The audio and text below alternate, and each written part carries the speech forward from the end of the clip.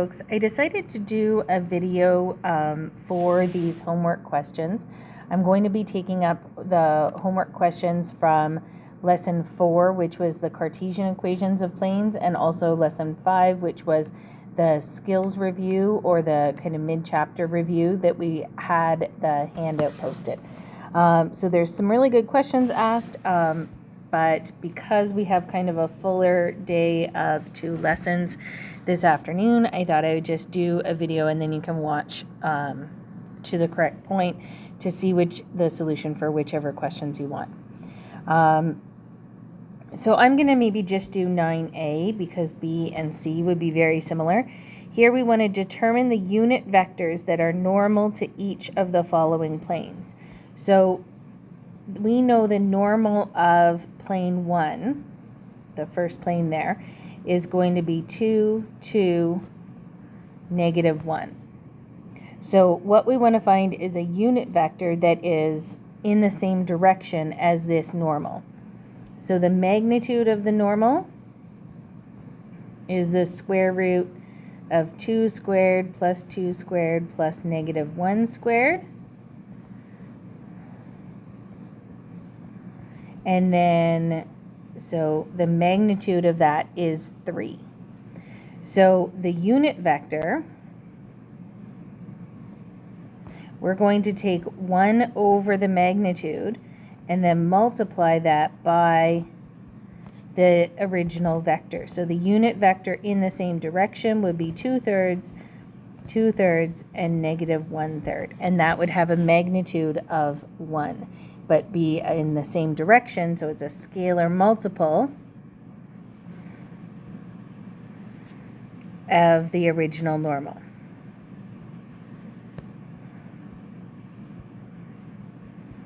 So the magnitude's 1 and it is in the same direction. So same idea for B and C.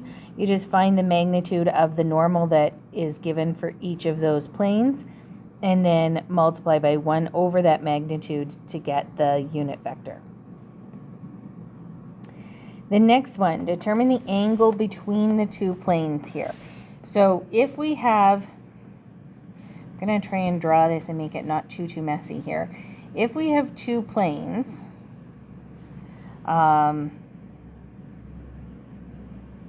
like that, we know that both of these planes would have a normal that's perpendicular to the plane. N1 and N2, I'm going to call those. So if we have the normals that are perpendicular to the planes, I hope that you're kind of all okay with saying that the angle between the planes themselves, the normal is rotated at an angle of, so if this was N1, kind of redrawing it tail to tail up there, that the normal of each is rotated by 90 degrees, so the angle between the normals would be the same as the angle between the planes. So that is the big key idea here, is that whatever the normals are, if you find the angle between those normals, both would be shifted by a 90-degree angle to be the angle of the plane. But if you shift both by 90 degrees, the angle between the 2 planes is equal to the angle between the 2 normals. So in this question, N1 is 1 to negative 3, and N2 is 1 to 0, actually. So that is, just going to reset, make sure, yeah, it is a +2 there. So these are the 2 vectors, and we want to find the angle in between them.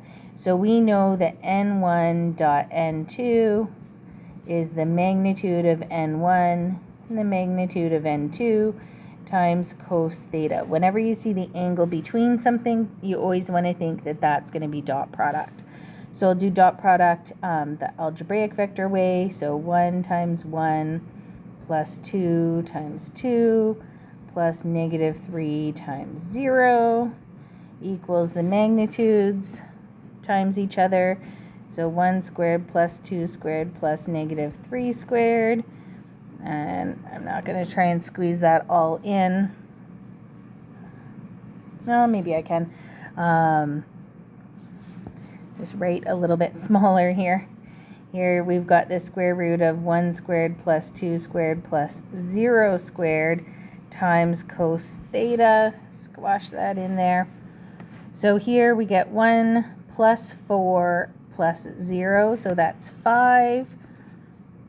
And that's root 14 and root 5 cos theta. So theta is inverse cos of 5 over root 14 root 5.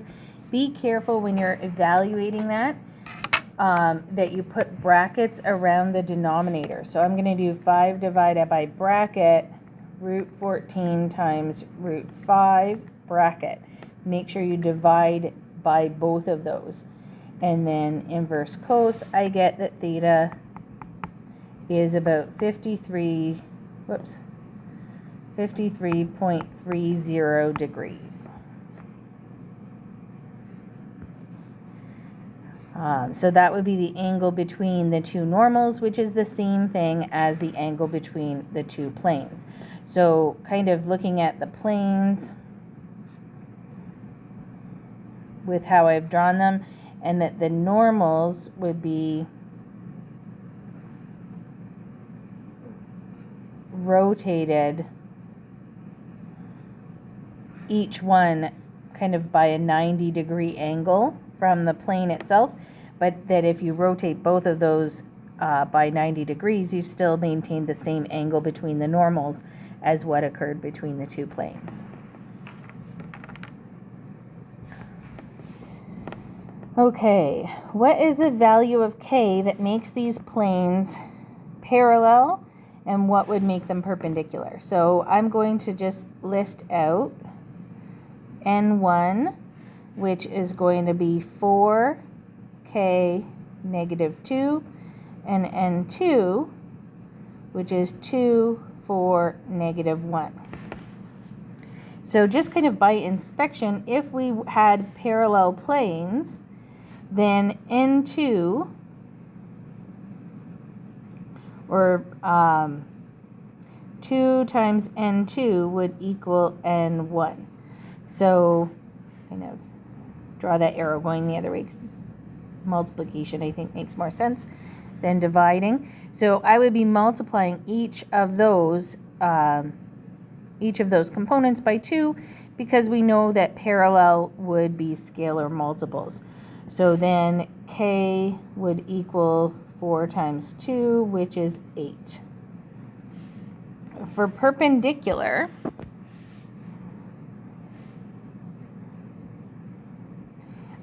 remember, whenever you see the word perpendicular in terms of vectors, you think dot product equals 0. So n1 dot n2 equals 0. And that's what I would do here, that 4k negative 2 dot 2 4 negative 1 equals 0. So I have 8 plus 4k plus 2 equals 0. K is negative 10 over 4, or negative 5 over 2. So just kind of dot product equals 0 for B, and it would be a scalar multiple for the first one, for A. And then in part C, it says, can these planes ever be coincident? If they were coincident, we know that they would be parallel, right? We would know that our k value would have to be 8. So that is not true the other way. Parallel does not necessarily mean coincident. But if we had 4x plus 8y minus 2z plus 1 equals 0, the other plane would be 2x plus 4y minus z plus 4 equals 0. And we can see that these are not going to be scalar multiples. So that's times 2 times 2 times 2, but that's not. This one would have to be, like this would have to be plus 8 if that was going to be coincident. So the D values are different.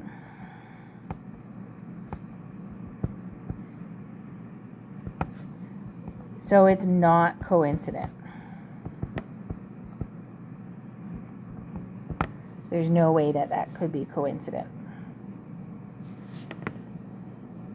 Determine the Cartesian equation of the plane that passes through the points given and is perpendicular to this plane 2x minus y plus z minus 1 equals 0. So if, I'm going to try and draw this and not make too big of a mess. So if we have this certain plane here, I'm going to say that that's 2x minus y plus z minus 1 equals 0. And I'm going to draw another plane that's perpendicular to that. So I'll try and draw that as well as I can, like that. That this line where they intersect would be perpendicular. Now, if this plane, that plane has a normal, which would be 2, negative 1, 1. So on this blue plane, the blue plane is the one that I'm trying to find. I see that the normal of the green plane would be lying flat on the blue plane, because we're seeing the blue plane is perpendicular to the green plane, but the normal there is also perpendicular to the green plane. So that normal must lie on the blue plane that I'm looking for.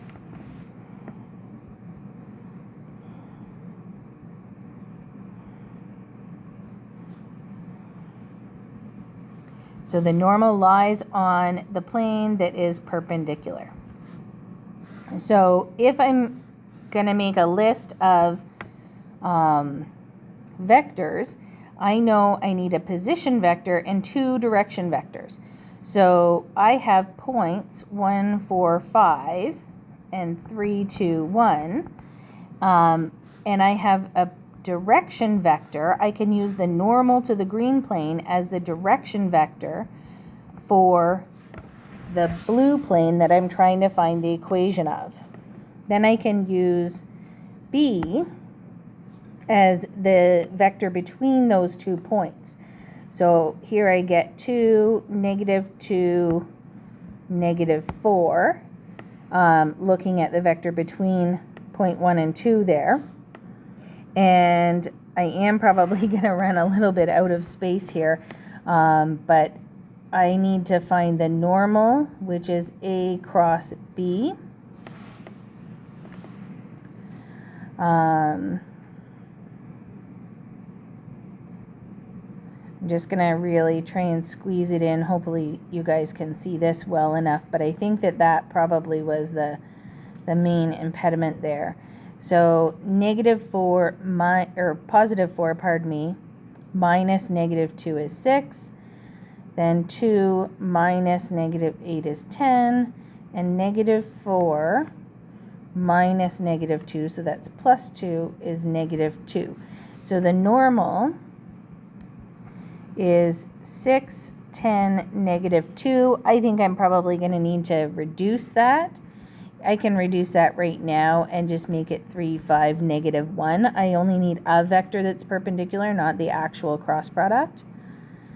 So then AX plus BY plus CZ plus D equals 0. I'm going to sub in my A, B, and C.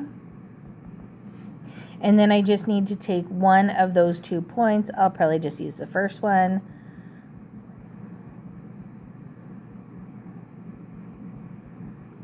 And I get D equals, so that's going to be 3 plus 20, take away 5 is 18. When I bring it to the other side, it'll be negative 18. So then my equation is 3x plus 5y minus z minus 18 equals 0.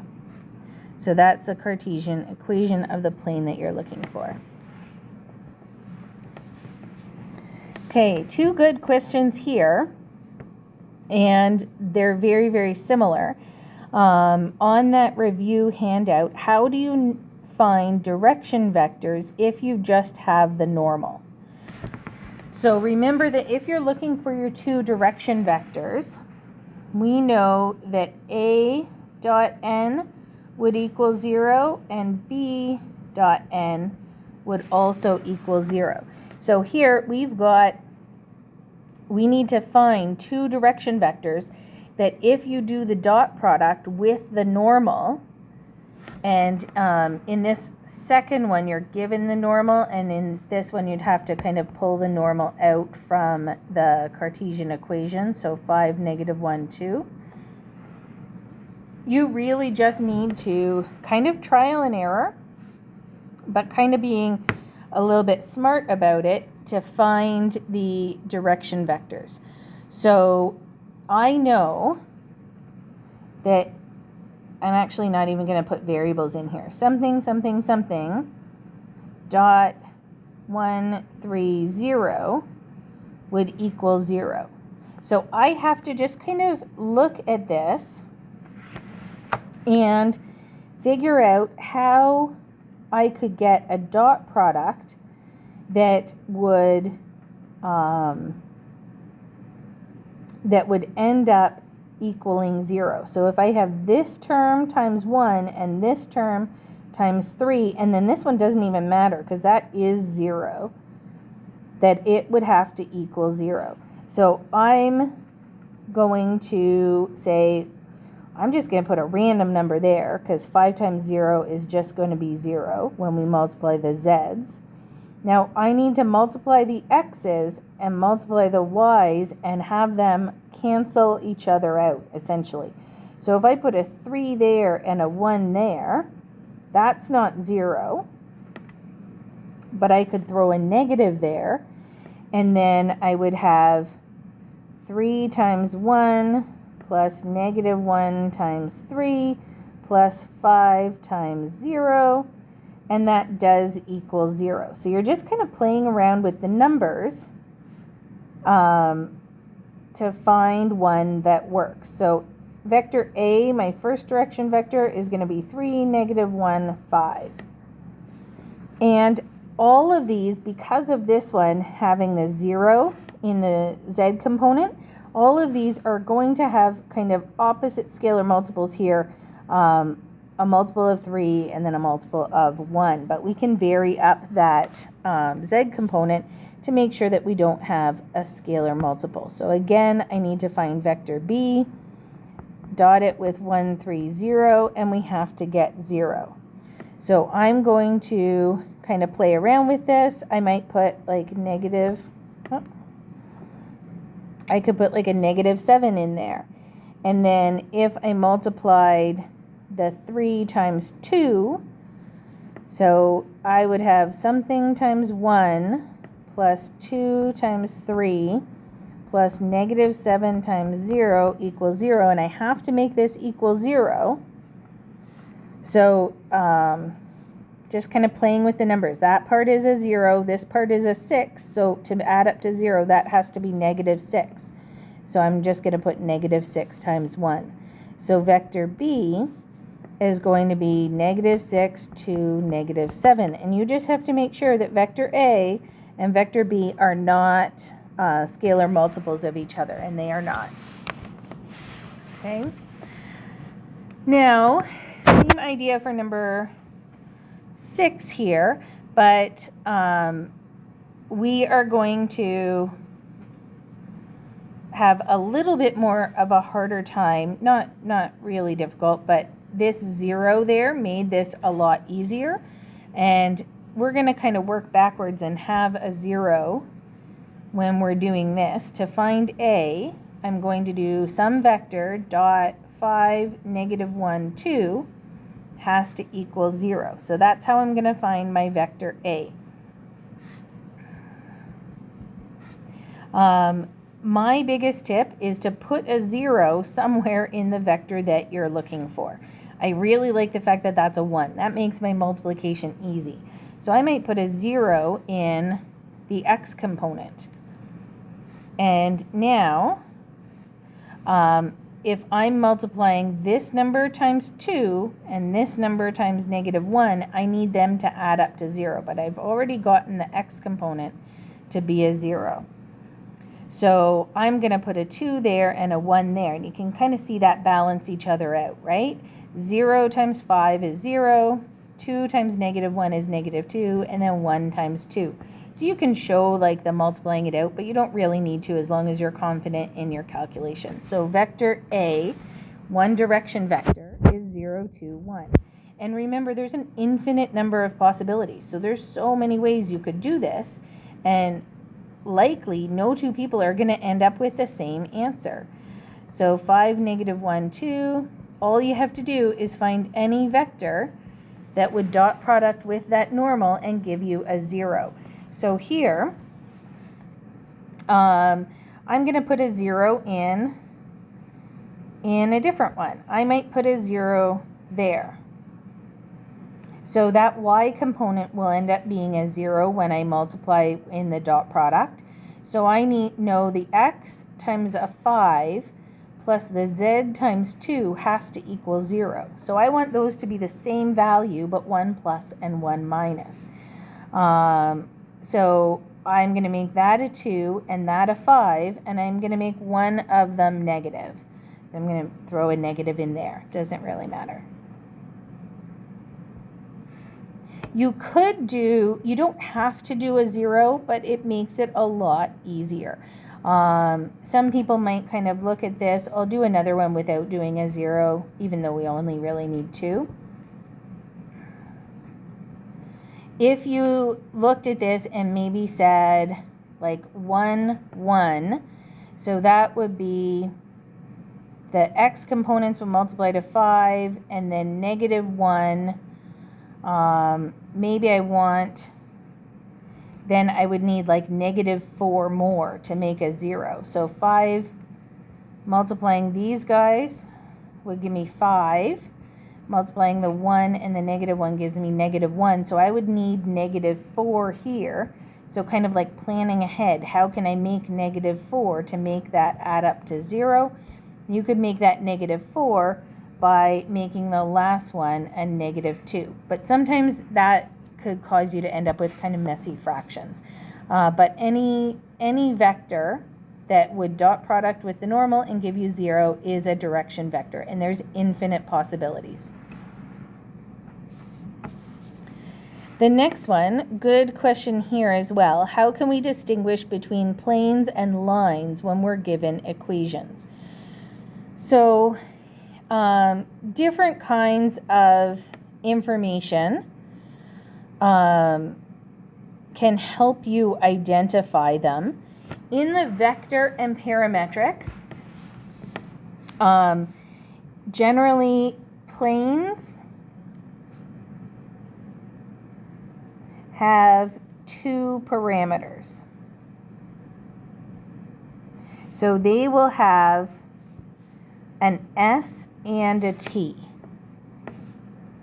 So that S and T, or maybe it's M and N, or whatever the variables are, you have 2 different direction vectors, so you're going to have 2 parameters.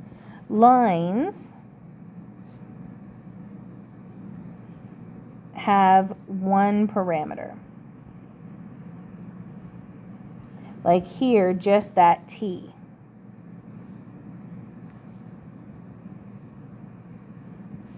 So that in the vector and parametric, that's how you can tell them apart.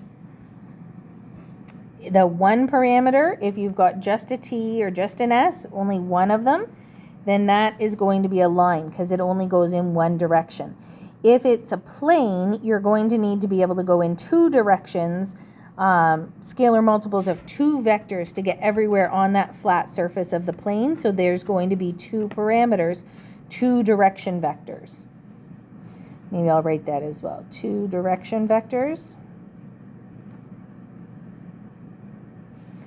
1 direction vector here. Okay.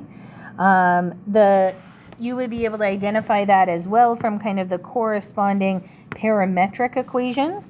because this one would look like x equals 5 plus s, and y, well, there's no t there because it's a 0. Y equals 1 plus s minus 2t, and z is negative 8 plus 6s plus 2t. You still see the two parameters, s and t. And kind of similarly here, x would be 12 plus 4t, y is 1, and z is negative 1 plus 6t. So kind of the two parameters in the plane equation and the one parameter there. In the other equations, people can generally figure out the lines in R2 because you don't have a z anywhere. That's the only, that's the big key for identifying here. Lines in R2 have no z. So if you only have two variables, only an x and a y, then that has to be a line in R2. And then for the other types of equations, if you have a symmetric equation, then that has to be a line in R3. And if you have a Cartesian equation with a z, then that has to be a plane. So these kinds of equations are, I think, easier for people to tell, because if there's no z, then for sure it's a line in R2. If it's got a symmetric equation, then it's a line in R3, and if it has a Cartesian with a z, then it's a plane. But if you're looking at the other two forms, the vector and parametric, then you're looking at how many parameters or how many variables. If there's just a t, then that's a line. If there's two direction vectors, an s multiple and a t multiple of two direction vectors, then that is a plane. And this one, I kind of forget what knowledge number 5. Okay, so here this is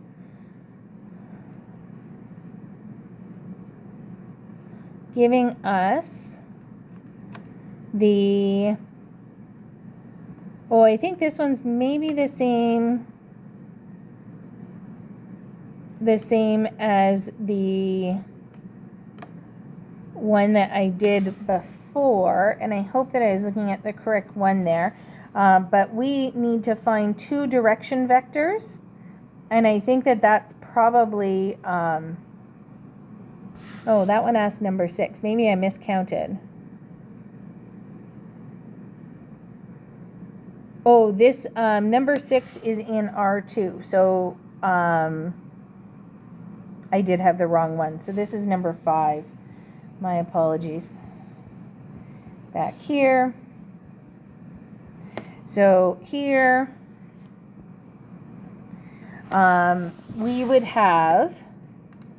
we could look at our two direction vectors that we found on that previous slide when I was doing the wrong question. And I could say that A is 0, 2, 1. Vector B was 2, 0, negative 5. Now I need a point. And again, the easiest way to do this is to find, you can find any point that works. Anything that will work and make this equal to 0. So any point that satisfies the equation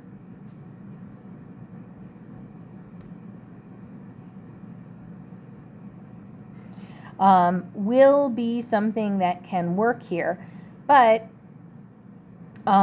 you're not necessarily going to have an easy time of doing that unless you pick things that are 0. Now this one, I need 5 times something minus 1 times something plus 2 times something plus 8 equals 0. So I need to find a point that works in this equation. And one thing I actually do notice here, that this 5 and 1 and 2 can add up to 8. If I had this term being negative 5, this term being negative 1, and this term being negative 2, they would add up to negative 8 here. and then that would balance out with the positive 8 and equal 0. So I actually could find a point by making that a negative 1, so that 5 times that x value is negative. This is going to be positive 1 because the coefficient there is negative already, and that's negative 1. So that would be negative 5 minus 1 minus 2 plus 8, which equals 0. So this point could be negative 1, 1, negative 1. But that's kind of a hard way to find that. I, in general, really like putting things to 0 because there is no rule on which point you have to find. I might say, let's find the point that where this plane intersects the z-axis. And I'm going to say x and y are both 0, which is kind of an, in general, much easier thing to do. If x is 0, y is 0, then what would z be? So this would be 2z plus 8 equals 0, so z would be negative 4. So that's a much easier point to find. That one takes kind of a little bit more thinking and planning. But either of those points and the vectors we found by making the dot product with the normal equal 0 can give us the vector equation of that line. So either one of those points, negative 1, 1, negative 1, plus s times 1 direction vector plus t times the other. But you will almost certainly have much different equations than a friend or somebody else who's doing this same question. Now, the one that I actually missed was looking at the equation of a line with this normal. Number 6 from the handout. The normal is 7, 1, and the point is negative 10, 2. So I know that this is obviously, because I only have 2 components, this is a line in R2. So here, I know that ax plus by plus c equals 0. So I can figure out 7 times negative 10 plus 1 times 2 plus c equals 0. Negative 70 plus 2 plus c equals 0. C is 68. So the Cartesian equation is 7x plus y minus or plus 68 equals 0. So that's the Cartesian equation. A vector equation, I would know that my direction vector dot my normal would have to equal 0. So I have some direction vector, dot product with 7, 1 would have to equal 0. So I know that this, I could just kind of, it's sort of like a negative reciprocal. You just want to put things in that if you multiply the x's and multiply the y's and one of them would turn a different sign, that you would end up getting 0. So 1 times 7 plus negative 7 times 1 equals 0. So a direction vector here, and usually we use m in R2, though you could just use the a and b, or just a, I suppose, would be that. So then the vector equation would be the point, which is negative 10, 2, plus t times the direction vector, where t is any real number. And I'm a bit out of space, but you could also rewrite that in the parametric form.